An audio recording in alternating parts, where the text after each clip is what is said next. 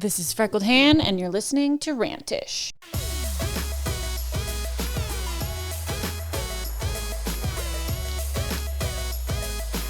I've had a few days to sit with my last podcast episode, the one entirely dedicated to this silly show, The Summer I Turned Pretty. And then I was like, I don't know if I can talk to someone else and like try to see their point of view, but I gave it a few days and I was like, yeah, I genuinely do want to understand more about this Conrad point of view. So I reached out to my friend Mary. She's a relatively new friend who I met through some other friends, and she is like a TV guru, incredible Jedi master. I don't know why I said that. I do not make Star Wars references in normal life. Anyway, she is like your go-to girl for all of the shows and the movies and the everything. It's incredible. So I reached out to her because we met recently and now she knows who I am and she's a big deal. So that was really cool. And she agreed to come on and chat because she is the catalyst to why I watched the show. And when I announced on stories that I was never going to be Team Conrad, she was like, I don't know how I feel about this. So she was so kind to agree to come on with me and chat. Just chat. Her platform, her Instagram is called I Just Want to Chat. Her podcast is called I Just Want to Chat. Well, that's what we did. We just chatted and it was super fun to hear a little bit more of her point of view. Okay, I don't know if fun is the right word, but it was very interesting to hear her point of view. And I do feel like I had a little bit more understanding of things that maybe could have impacted differently. Anyway, all very interesting. I am less emotionally charged than I was when I recorded the episode the other day, which I think is good.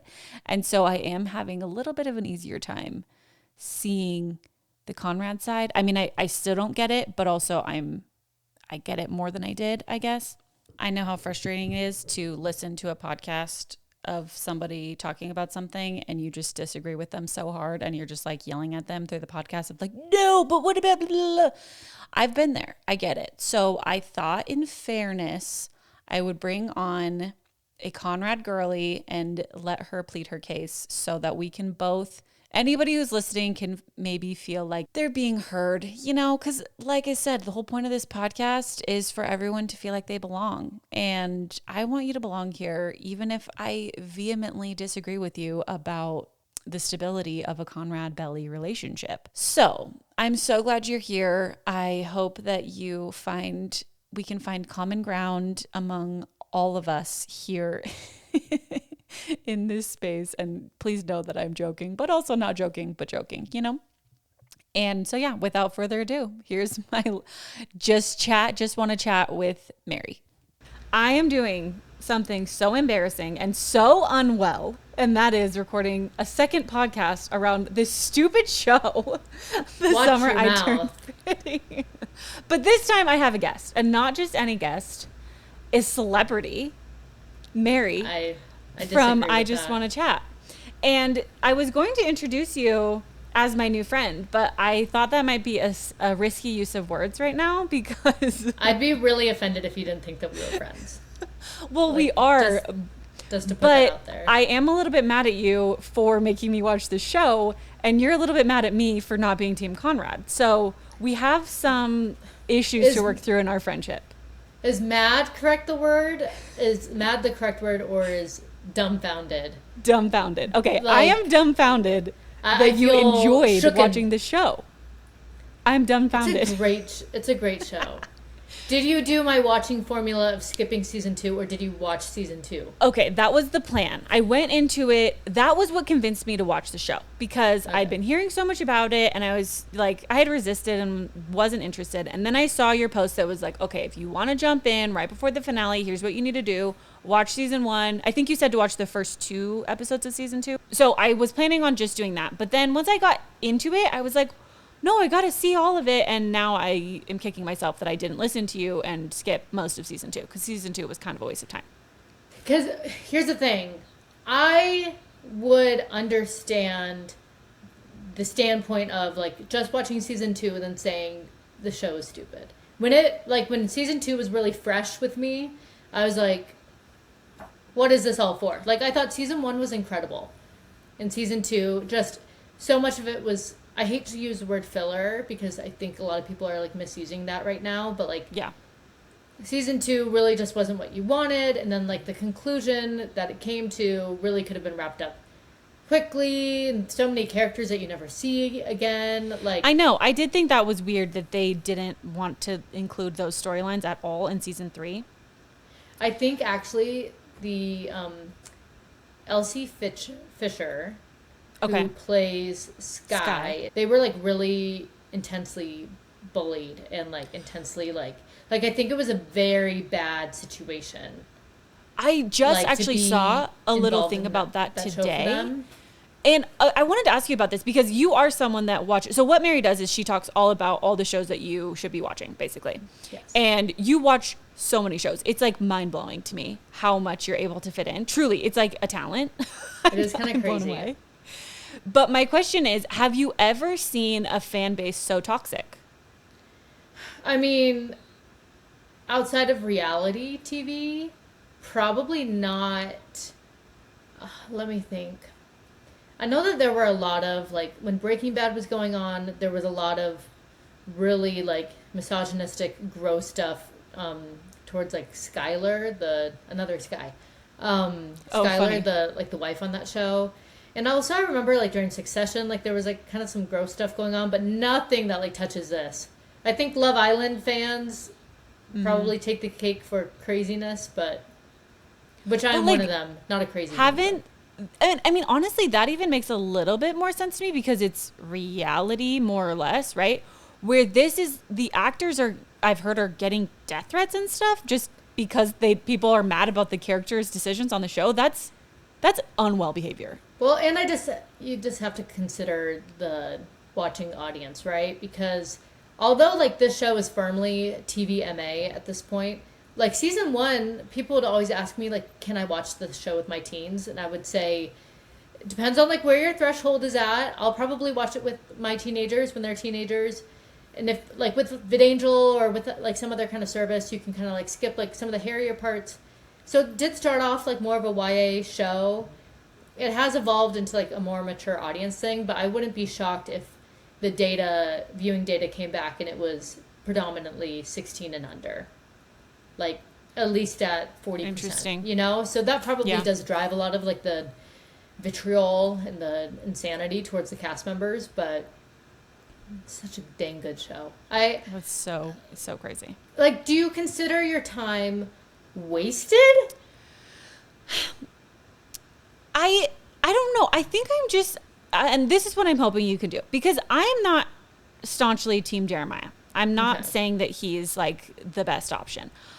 I mean, I just don't understand. Okay, when you picture Conrad and Belly's relationship,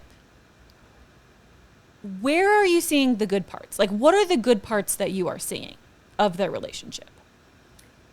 It's kind of a loaded thing. Because, I mean, the good part, most of the good qualities that make me at least Team Jeremiah, or Team Conrad, my goodness. Freudian slip. When you put it in contrast to her relationship with Jeremiah, right? If Conrad and Belly were just two people and Jeremiah wasn't part of the equation, would I say you need to be with Conrad, or would I say there are other fish in the sea, right?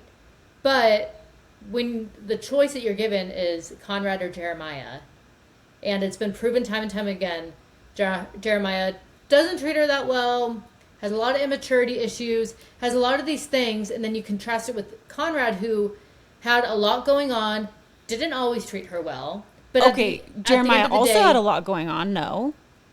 But like, why is it dismissed when it's Conrad?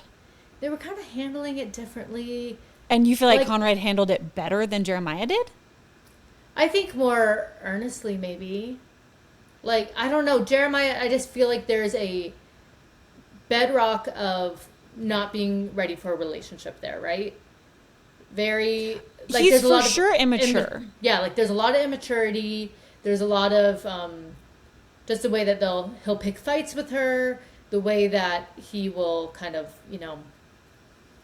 Like, I don't know. And if Conrad wasn't part of the picture, and this was like, this is so parasocial. If this was my friend, but like if Conrad wasn't part of the picture, I'd probably look at Jeremiah and go like, okay, like I kind of like don't agree with this girl's boyfriend, but whatever. But when we're comparing and contrasting them, Jeremiah and Conrad, and what they could both offer Belly, at the crux of it, Belly's desire, her heart's desire, is Conrad. You know? Jeremiah's always kind of runner-up. She's pined after Conrad for forever.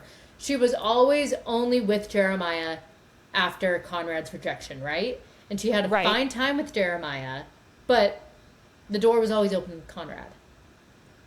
Right, but that doesn't make it a stable relationship or like one that you would be like, yeah, that's the right choice. Like, yeah, she's pining for him, but like...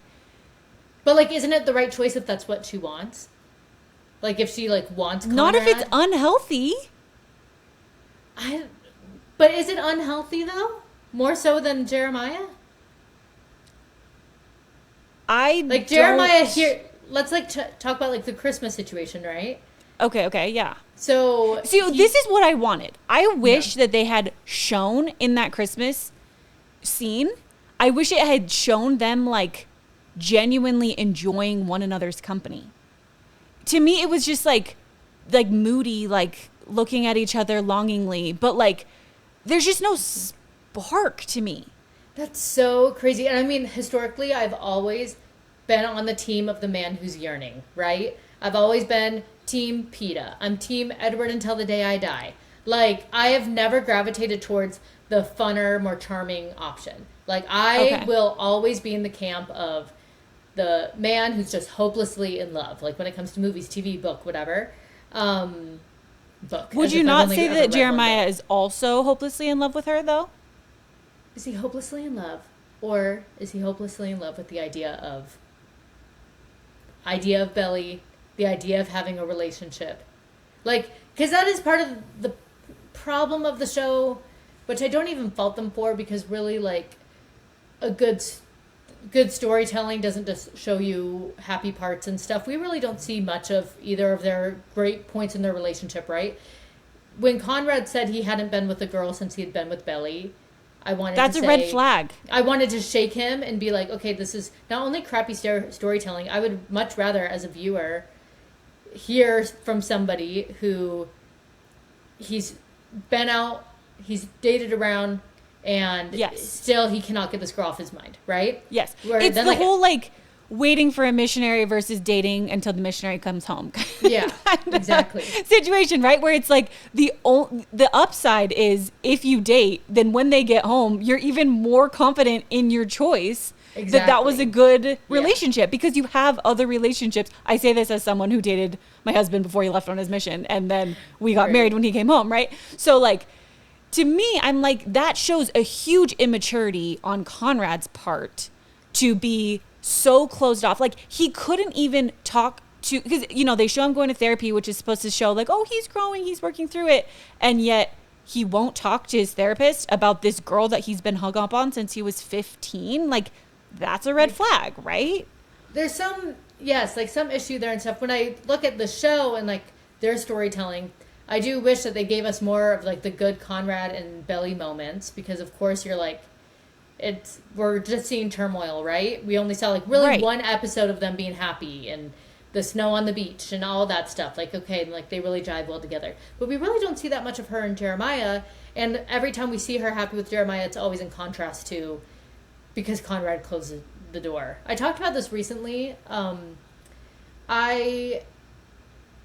mean, just like when you watch it, naturally, the inclination is to be Team Conrad, because when you're following the protagonist, you know that she actually really legitimately wants Conrad, right? Like that and that's why I was so surprised, because coming into the show, and I talked about this a little bit on my last episode, but basically, like, I knew going in that she was engaged, that Conrad and Jeremiah were brothers. She was engaged to Jeremiah. He had cheated on her, and Conrad was coming to profess his love. So what I went into it expecting was that she was in love with Conrad. He didn't want her. She settled for Jeremiah. Jeremiah was a huge playboy, treated her terribly, like was a jerk. Then Conrad comes and saves her, and she runs off to the sunset with Conrad. Yeah. Like, that's what I was expecting to see. So I was confused when I'm like, she seems happy with Jeremiah. Like, she smiles way more when she's with Jeremiah. She's like this weird, like, moody, conflicted, like, oh, I love him. But it's like not in a cute way. It's like in a weird way. Maybe I'm just watching it through like a different lens or something. Because yeah. Whenever I'm watching her and Jeremiah, I feel like she's like not herself, is like recoiling at like the thought of like being around him. Like the only really like happy time was when they had the rehearsal dinner, and I was like, dang, she really pulled it out for this rehearsal dinner. Like, she really, like, was able to put on a show for everybody. Like, That's so interesting. I rarely ever see it. I don't know. I made this comparison last week on my podcast. Have you seen Normal People? No. Or read the book? No. So, I always think about Normal People in relation to this show, because when is Belly ever with Jeremiah? When Conrad has closed the door, or when she's trying to prove something to Conrad, right? Her Jeremiah decisions are basically all Conrad-centric, for the most part. And okay, but she chose him for 3 years while Conrad was gone. Like, she could have... But the catalyst has always been a something with Conrad. Right.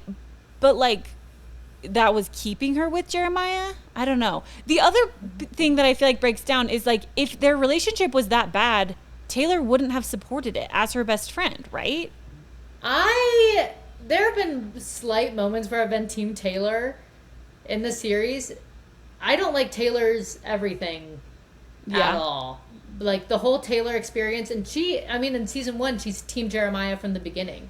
Because and I didn't like her in season 1. She's watched Conrad open and close that door. And, right. And then, like, she's just like, oh, well, like, I'm Team Jer. And Jeremiah is her friend. Conrad is not her friend. Jeremiah is at the same school as her. Or not really, right? Taylor's at a different school? No. They're at the same school. Yeah, okay. They're in different sororities, but they're, like, both in the sorority scene, I think. I've been rewatching season 1, and I'm just getting so confused with everybody's ages and where they're at and everything. Like, I just keep bouncing back and forth. And then, like, on last night's episode, when they said... oh, I didn't watch last night. Oh, wait, like the new one? Okay, dang, okay. Shoot, well, I don't know how to... It's okay. So, I genuinely don't know if I want to watch the last 2 episodes. I am shocked. Don't watch anything you don't want to watch. Especially because I don't think that this is going to be, like, your jive if you're, like, so, like, not on the Conrad train. But, I don't know. With these shows, I'm just truly, truly, like, impressed by them. Not to sound like a pretentious, like, film nerd or anything. No. They're your beautiful shows. Like, they're very, very well done. And, like, there's just some really great filmmaking going on there. Like, if I was trying to get my teenagers into the art of filmmaking and everything, the way that they, like, use, like, show, don't tell... And the way that they just kind of, like, I don't know, all their narratives, they don't give you every single reveal, like, spoon feed it for you. You don't find out, like, for example, that Jeremiah has, known about Christmas this whole time, and then that kind of motivated his things to Cancun. Where, like, if this was a different show, like Motorheads, for example, did you watch that show? No, I'm telling you, I really don't watch much TV. That was one of my, like, most, like, recently I watched Motorheads. It's a TV-14 show. It's very teen appropriate. Like, if you wanted to, like, find something to watch with your older kids. And it has, like, big, like, One Tree Hill vibes, like, teen drama, kind of like a troubled bad boy and, like, a good earnest kid and good against evil. And there's, like, kids street racing and stuff. But in that show, through the dialogue, they spoon feed you every single thing, which is fine. And that's, like, par for the course for a teen drama. So it's totally okay. But... what I appreciate so much with Summer I Turned Pretty is that they really don't do that. I think it's a really, really, really well-made show. In this last episode, I was super impressed by. Even if I think that this was a filler episode, by the way. A lot of people said the last episode was filler. I mean, there was a lot of stuff that had to happen. How could anyone say the last one was filler? The last one, like, everything happened. Yeah, like, she moves countries. Conrad hasn't. She calls off the wedding. Like, that is anything but filler. What the heck? Like, I don't get it. But okay, that's a really fair point though, because I will say, since I binged the whole 3 seasons in a period of like 3 days, I was very much multitasking when I was watching. So there were times where I was listening and not watching. So it is fair to say that I did not get the full experience because I was not dialed in on all those nuances of what the film was showing. Yeah. So maybe there's a case to be made. And speaking of the Cancun thing, one of my friends, I have not checked this as like a for sure thing, but she said that in the books, when Jeremiah sleeps with that girl, it's a way bigger deal because they haven't been together yet. Like they have never had sex. And like, if I'm shocked that they changed that storyline, because I would have been like, no, like drop kick that guy to Australia. Like that would have been an absolute deal breaker for me.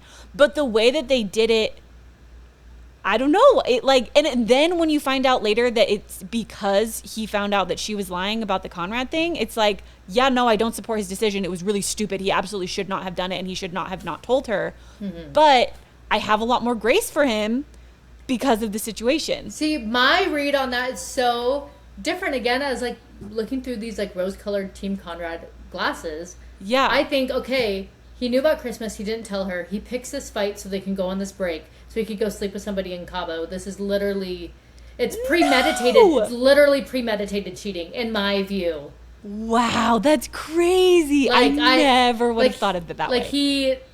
Well, and I mean, it's kind of explained in that episode too. Like he says, oh, that's why. And then Belly, like he admits that he knew about Christmas.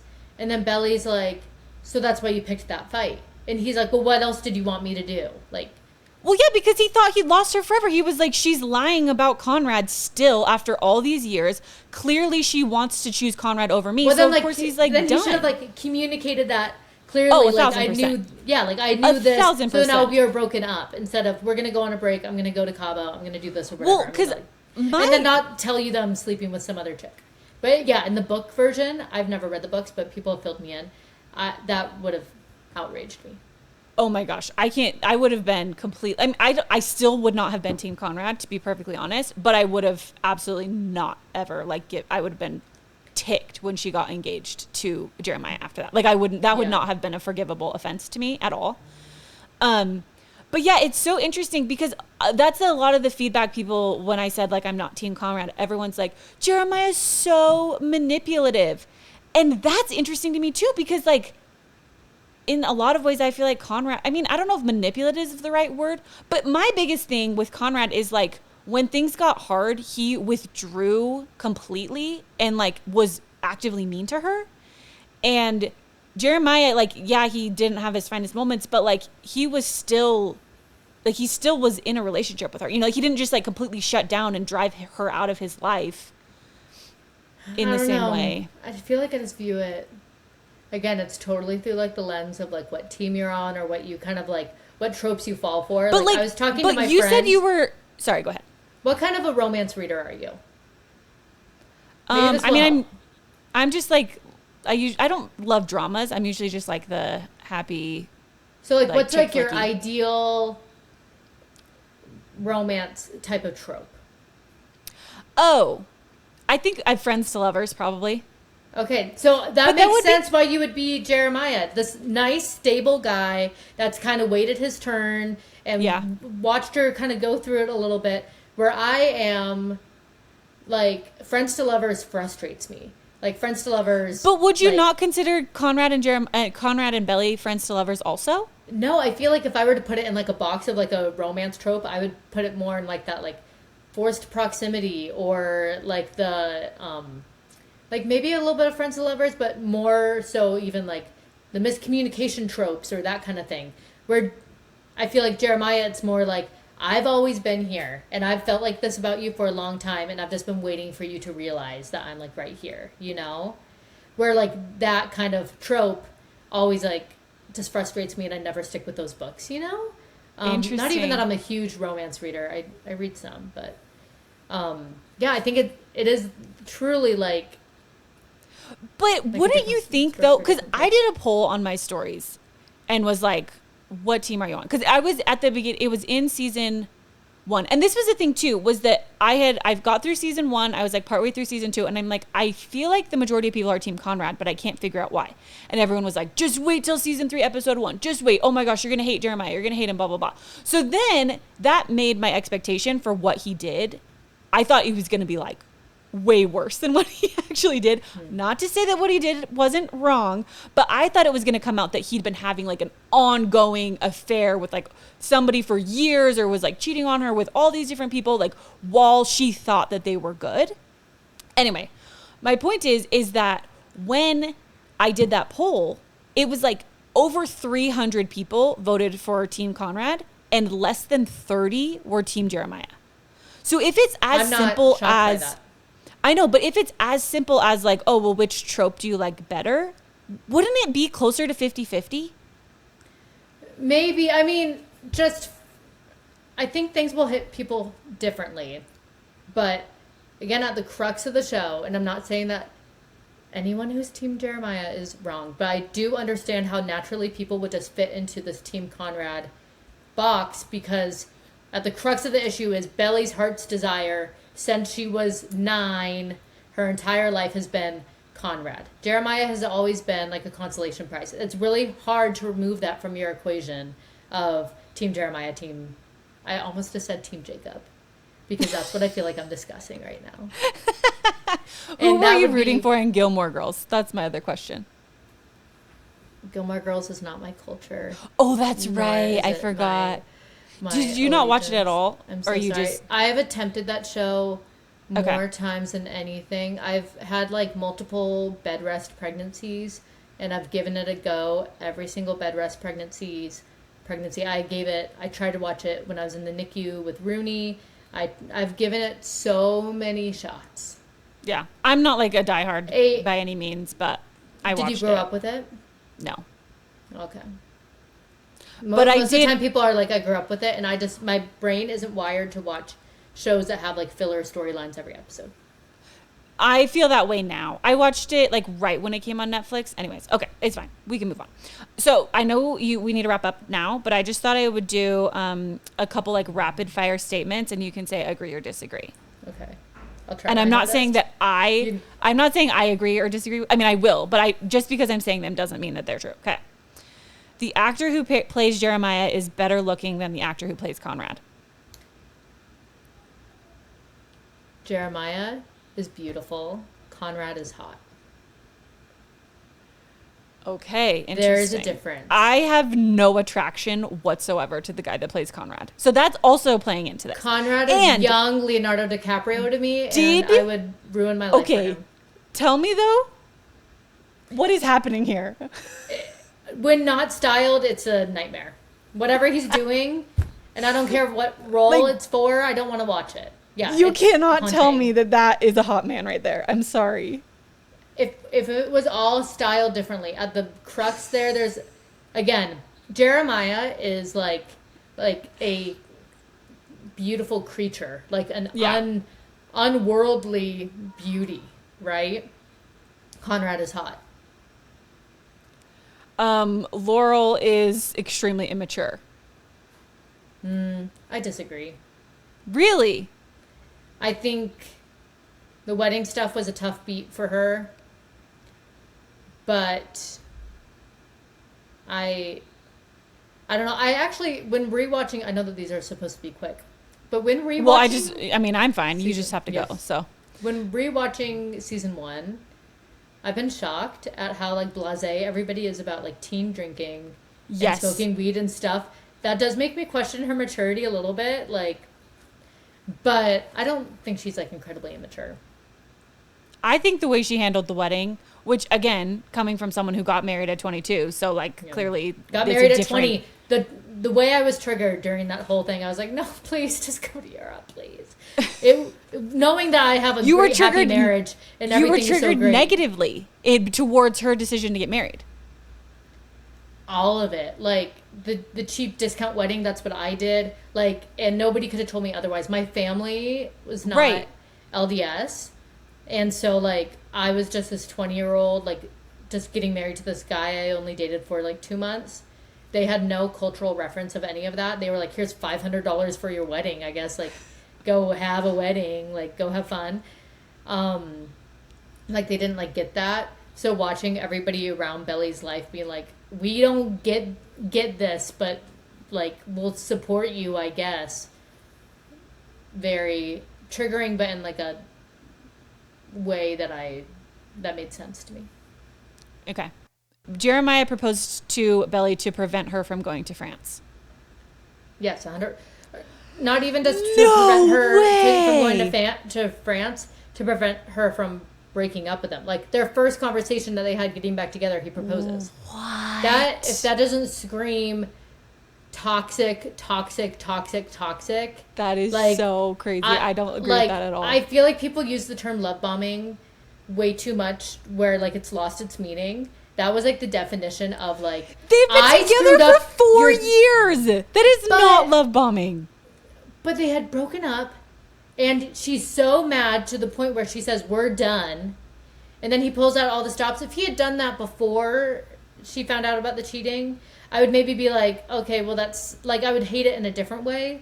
But their first conversation back about maybe getting back together, and then he drops a proposal in that, I wouldn't have even called it love bombing if it had happened the next episode or something. I'd say, okay, well, they've been together for 4 years. So crazy. In this reconciliation conversation, total Hail Mary, I gotta get this girl back.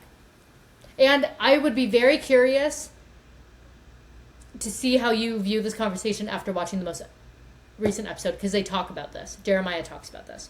Okay. Well, Yeah. I don't know if I'm going to watch it, so. Okay, this will be the last one. Oh, actually, yeah, okay. Bye Bye Birdie is a terrible musical. Have you ever seen Bye Bye Birdie? I have seen Bye Bye Birdie. If we're supposed to put it in the, like, the pantheon of Singing in the Rain and those movies and stuff, no. Like, it's, I don't ever reach for it, nor am I like, I need to show my kids this. But one of my biggest pop culture mysteries in my entire life is probably about 10 years ago now. Remember how they would always do those live musicals on NBC? Like, they did Hairspray, there was Grease Live on Fox, they did, like, every year there'd be a new one. There was supposed to be a Jennifer Lopez-led Bye Bye Birdie. What? They did this huge announcement for it. She went on, like, she did, like, a little press run publicizing that she was supposed to do it. Then they just dropped it. They've never explained why. Jennifer Lopez has it as a question that interviewers are not allowed to ask her about. What? That's crazy. It is just a mystery that we just don't have. We have no idea. Because already it was a wacky idea. Jennifer Lopez and Bye Bye Birdie, like, that doesn't make sense. Yeah, that doesn't make any sense. Yeah. Okay, my parting words, because I know we got to wrap this up, but is that, so a bit of a sidestep. The other show that I do watch pretty, like, that I'm a big watcher of is Secret Lives of Mormon Wives, okay? And so when the announcement today that Taylor Frankie Paul is the next Bachelor, I was like, I feel not good about this decision. And I saw your stories today, and I know you also do not feel good about this decision. So Steven, my husband, came home for lunch today, and I was telling him, and I'm like, oh my gosh, this is, like, it feels, in my opinion, it feels like exploitation of someone who is not mentally well. The height of irresponsibility. I completely agree. And so he was like asking, he's like, remind me who she is again. So I'm like giving him the whole backstory, and I'm like, I'm sure she's super nice, just like doesn't have the best track record of mature adult decisions, blah, blah, blah. I'm like, but I just can't understand, like, her fan base is, like, so committed. Like, they are so committed, and I just don't get it. And Steven looks at me and he says, just like Conrad. The difference is... And I've never wanted to love him more. What is the difference? I truly don't understand well, I shouldn't say I don't understand it. I know I have to go. But Taylor Frankie Paul, at her surface, and I have a lot of mutual friends with her, and I need to, like, be careful because I have a career and whatever. And I've only heard, like, actually, like, lovely things I've heard about she's her. super and nice. all super, of the super nice. Every single cast member on The Secret Lives of Mormon Wives, I have never heard a bad word about really any of them. on her surface, she is a very charismatic, fun, funny girl. And a good time. Right.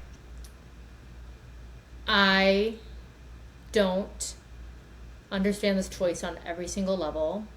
And mind you, I also don't believe that she should be on the Secret Lives of Mormon Wives. Not like ethically, but because I don't think for her that's probably what's going to bring her peace and healing. Yeah, right? Yeah. She like so clearly needs to do. Well, but like, I mean, then, that Secret Lives is one thing, but putting her on a show where she's supposed to get engaged at the end, like, I'm sorry, and I don't trust any of the men that sign up for that either. And again, that is so not to say that single moms aren't deserving of love, aren't deserving of second chances, shouldn't date. That's so miles away from the point that I'm trying to say. Dating on a reality television show, extremely different. I Just Want to Chat started off as a Bachelor recap podcast. I was in the Bachelor world for forever. I was invited to finales. I was in the Bachelor world. And I'm telling you, this is not the world for Taylor Frankie Paul if we're all loving her and we want healing for her and whatever, right? Yes, and then I from agree. A production standpoint, like, people are saying, oh, well, but this is going to be so good for their business. This is going to be so good for ratings. This is not going to be good for their business if she can't complete a season, which I don't believe that she can. A drama-free season. They've had to stop production before because scandals have happened during the taping. And this just doesn't seem like a reliable choice. Anyway, I got to get going, but yeah. I could talk about it for forever and then probably eat my words after. Well, it will be interesting to see. I don't know if I'll tune in, but I'm sure I'll see watching the recaps. But yeah. Thank you so much for chatting about this with me. No problem. Even though we may not see eye to eye on this area, I do love you regardless. I'm so glad that we have this blossoming friendship, and I do love and appreciate your content and seeing all the fun things that are out, and you do such a great job recapping them and giving suggestions and everything. So I will link Mary in the show notes, so everybody go check her out, and thanks again for chatting with me. Bye. Bye. Okay, Mary had to run, but I did want to address one more thing really quickly before I wrap this up. And that is a shout out to my friend Addie, because she sent me a Marco Polo and she's like, I'm not going to blow your Marco Polo up about Team Conrad, but I just have to say this one thing. And she was like, in the scene where Conrad goes to Laurel to like get her on board with the wedding, could you not see how in love with Belly he is? And I'm not here to argue that he's not in love with her. Clearly I'm here to argue, is it healthy? The way he is feeling about her, where he has put his entire life, love, dating, everything on hold for somebody that lives across the country for 4 years, that's dating his brother. That's the part that I'm questioning. Like, does he love her? Yeah, he does. Is it reasonable for him to still love her after all that time? And I know some people like really believe in the soulmates thing. And somebody also told me that in the books, the soulmates thing is very much more clear as far as like, they just keep spinning into each other's orbit. And like obviously the show shows that to some degree, because like they both keep just showing up at the house without coordinating it. Right. It's not enough for me, you guys. I'm sorry. Nothing will convince me otherwise. I will not say that Jeremiah is a better choice. No, I guess I will. I will not say Jeremiah is a good choice. I will never argue that he is a good choice for her, ever. But I will also never think that Conrad is the best choice. I have my guesses of how they're going to wrap it up. I'm sure they're going to have like a huge time break, like epilogue situation, which I believe is also how it happens in the books, where they'll like come back together. I hope it will be like 10 years later or something crazy, where it's like clearly enough time has passed that people have healed. But then I'm like, okay, if they show Conrad 10 years later and he still hasn't had a single adult relationship, still a red flag. So I don't know. I think he needs to like go date that girl that is in love with him. And then, I don't know, something goes wrong. And I would just like to see him in a healthy relationship with someone else for a minute so that he can understand how adult relationships work. And then they can, and her also with someone not related to Conrad, and then they can be together and have their happily ever after, because you can never convince me that what they have for each other is a healthy thing. Okay, I'm truly done talking about this show. Maybe for the most part. No, I will never dedicate an entire episode to it. That's for certain. I'm embarrassed how much I've already spoken about it. And I re-listened to the last podcast that I did, and I was like, whoa, that was rough. I don't even know what I was saying. But I did have a few fellow anti-Conrad who were like, yes, thank you. I agreed with you. So at least it resonated with a few people. I just finished editing this podcast, and I think I actually had a breakthrough as I was listening to it back, and I've been thinking about her question of like my favorite trope. And I think what it is, because I like all the tropes. Like I definitely like a forced proximity, even like enemies to lovers. Like I genuinely enjoy all of them. But one thing I really value is an element of fun and just like lightheartedness. But the other thing I think I value a lot in everything, but especially in relationships, is choice. And I think that might be why this show has been so hard for me to get on board with, because it's almost like they have no choice. They're just like victims to their desire of like being together, even if they don't really want it. It's like, it's the star-crossed lovers thing. Like it's the soulmates thing, but not in like a fun, exciting way, like in a destiny, we have no other choice way.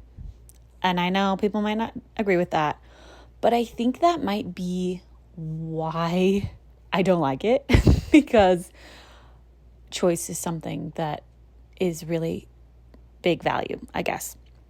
And then the last thing that I'll say, because I know this is just silly and this is frivolous, but the world's really heavy right now.